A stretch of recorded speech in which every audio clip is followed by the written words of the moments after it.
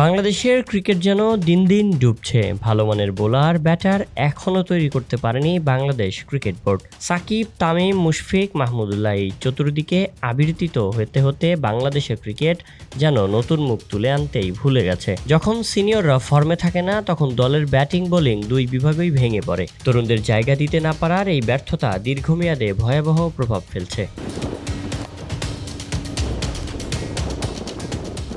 এই নৈপথ্যে বড় করে দেখা হচ্ছে আঞ্চলিক পর্যায়ে প্রতিযোগিতামূলক ক্রিকেট না হওয়া এবং ক্রিকেটার তুলে আনতে না পারার ব্যর্থতাকে।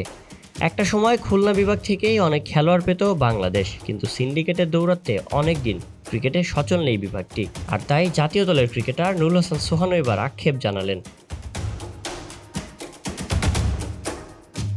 নিজের ফেসবুক পেজে এক পোস্টে সোহান লিখেছেন, একটা সময় বাংলাদেশ জাতীয় ক্রিকেট দলের অসংখ্য বড় তারকা ক্রিকেটার খুলনা বিভাগ থেকেই উঠে আসতো, কিন্তু কিছু সুবিধাভোগী ক্রিকেট সংগঠকদের ব্যবসায়িক স্বার্থে ক্রমশই ক্রিকেটে পিছিয়ে পড়ছে খুলনার লোকাল ক্রিকেটাররা। প্রায় 8 থেকে 10 বছর ধরেই খুলনায় কোনো লিগই হচ্ছে না। বিভিন্ন সময়ে অনেকে উদ্যোগ নেওয়ার পরেও কিছু স্বার্থান্বেষী ব্যক্তির কারণে খুলনার ক্রিকেট নিয়ে কাজ করতে গিয়েও ব্যর্থ হয়েছে।